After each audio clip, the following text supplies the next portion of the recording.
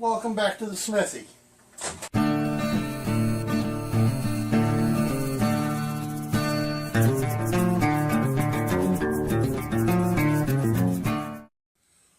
Well, I'm glad you found it interesting enough to come back. This is part 2. What I've done with this Altoids box was I cut a piece of cardboard to line it, bottom, top, all 4 sides. This keeps the batteries from making contact with the metal so that they don't short out. But yet it keeps them very neat and compact and controlled. And when I fold this tab in here, close the lid, it fits neatly in this case with my headlamp. And my headlamp is protected. It doesn't accidentally get bumped on. Doesn't waste the batteries. And hard case, it's protected. Something you might want to consider looking into. Okay, that's flashlights. Don't get me wrong. One you had is useful, but as JJ said, a headlamp, your hands free, you can actually do tasks instead of holding the flashlight up here and trying to work with the other hand. Your cutting blades. That red one, ditch it. It's, how do I want to put this? You would be better served to have a $10 Mora of any kind. Don't get me wrong, I'm no huge fan of Mora in general terms. Though I'm fast becoming a big fan of the Mora Garberg, the one I just got from Jiu-Jitsu. The reason for this is that the standard Moras are not a full-tang knife, and therefore are only good for light-duty tasks. You're certainly not going to baton firewood with them. No. I wouldn't even do that with a Mora Garberg, because when I think of firewood, I'm thinking of logs this big or bigger. Though the Garberg, I'm sure, can handle it if you chip away pieces, piecemeal. But when I want to build a hot fire that's going to last all night, I want logs that big or bigger. 3 or 4 of them. If I'm going to baton firewood, I'm going to want a bad boy like that. Okay? Matter of fact, you can see the marks on this where I have batoned with it quite a bit. And I hear a lot of people putting down the cheap Chinese steel knives. Well, let me put it this way. This is a cheap Chinese knife. It is full tang. It has got a beefy full tang. And I have beat the snot out of this thing, and it is still, how do they say, still ticking and taking a licking. In case you're too young to remember that, that's Timex.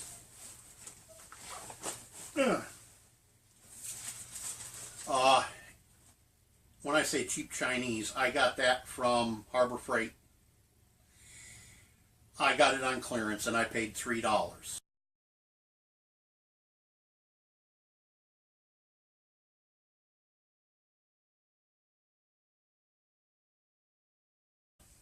Now, granted, when they first offered that knife up, it was $30. But I guess it didn't sell well because of the sawback. And so they were clearing it at Christmas time 2 years ago. So I picked one up.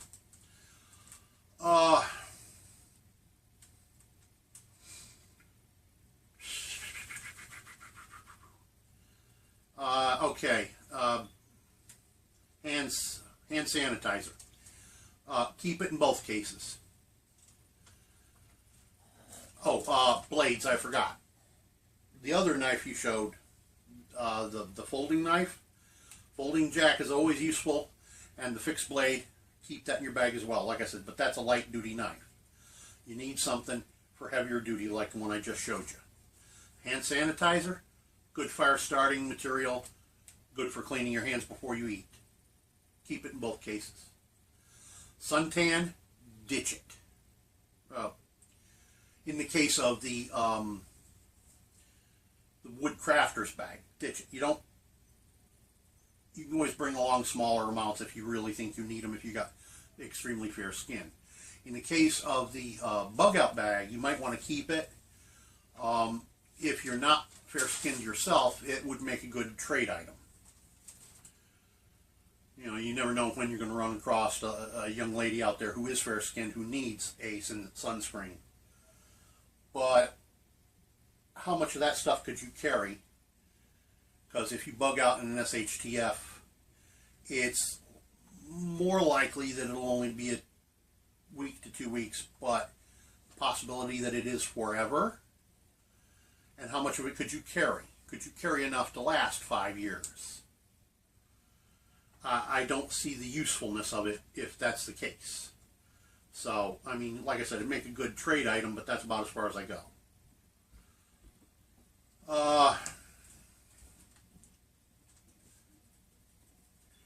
The Forever Match, you had 2 of them. Well, I think I'm partially in agreement with JJ here. First off, lose 1 of them. You don't need 2 in either case. Maybe 1 in your woodcraft bag, 1 in your get out of town bag if they're separate. They're 2 different bags. But you really still only need 1. What I did not see was a small supply of fuel to fuel it with. I noticed you had it sealed in a vacuum sealed bag. That's an okay idea, but it has a gasket on it. It should not leak fuel the way a Zippo would in any case. And I have something to show you about Zippos after a fashion here too.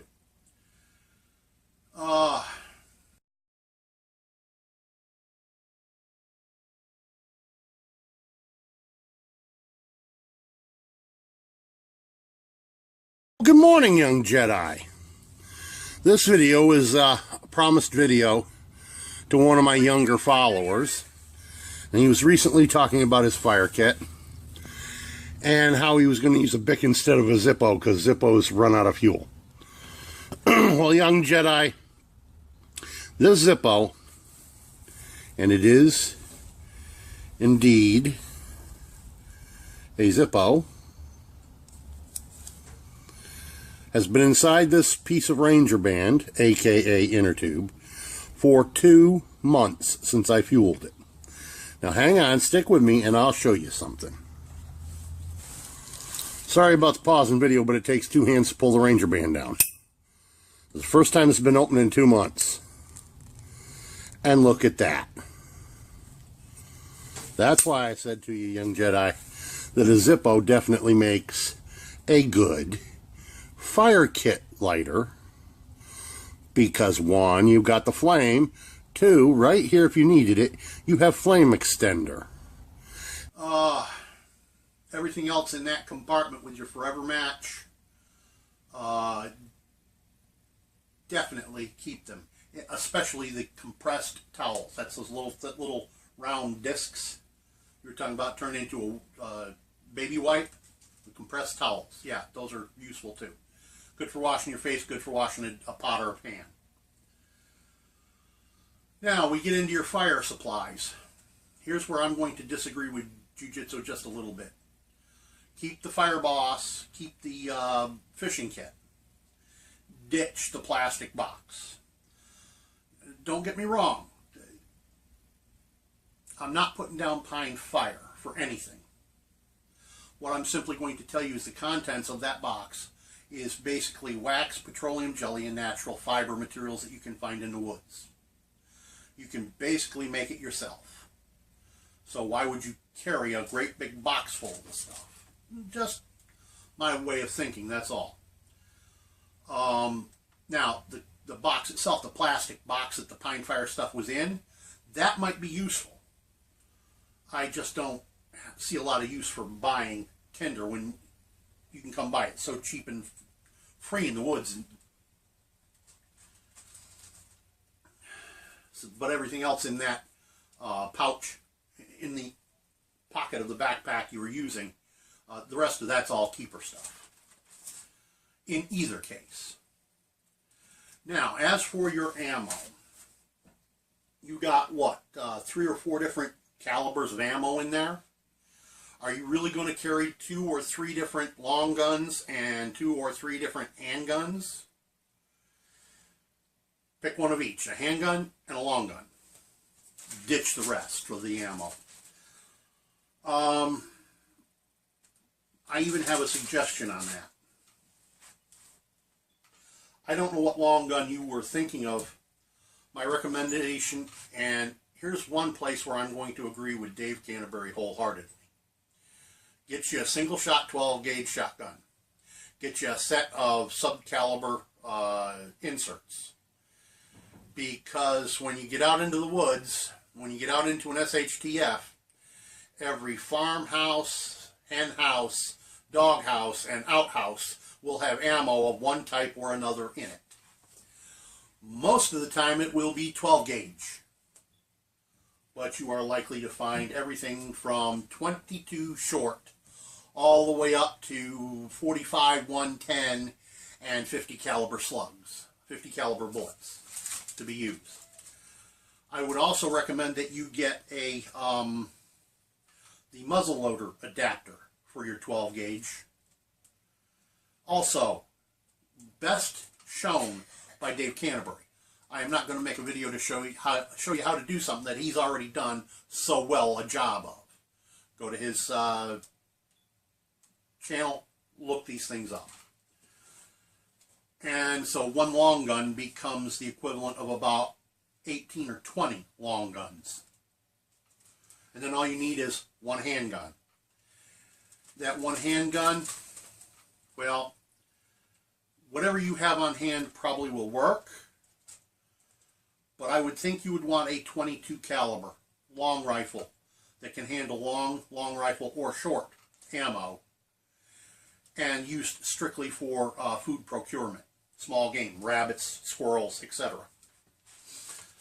Also for dispatching critters in your trap line. That's another thing. You're going to want to look into some trapping equipment. You didn't have any at all that I saw. Next, that bag.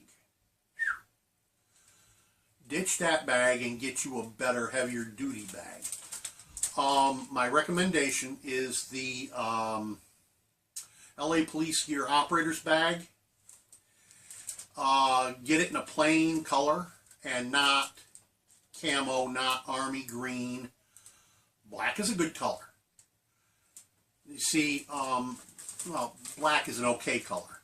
Any color other than a military color is great. The idea is the concept of gray man. You don't want to look like you're military. You don't want to look like you are a survivalist. You want to look like Joe Schmo walking up the road. Because if you have an army style bag in army colors, people are going to associate you with militia and think, oh, hey, here's a dude who's happening, i.e., he's got the gear I need. And they're going to snipe you from distance and take what you've got. So you want to look as plain Jane as you can get. To that end, I've shown it on my channel before, is a Kelty 50-liter backpack or camper's pack. It's a external frame, 2-pouch bucket job. And it's got room at the bottom on the frame to tie your sleeping gear, sleeping bag, and so on. And you might want to, mine's a plain green, and I have plans on marking it up with things like paint and stuff to make it look real shabby. And the idea is to make it look like nobody wants to monkey with it because it's just junky junk. He's doing a giveaway on one Tigris gear. He wanted to know what we would do with that one Tigris pack that he's giving away should we be the winner. Well, let me give you a little clue in here. This is my primary bug out bag. Now I've been rebuilding my bug out kit since the destruction of my Ram due to an arsonist in 2012. One of the kits that was in my truck was my wife and my daughter's kits. And they're not going to be able to haul the gear that I could haul because they're disabled. Wife has severe asthma, diabetic, etc. The daughter is just severe asthmatic. So this is my primary bag, and you can see it's going to be quite loaded.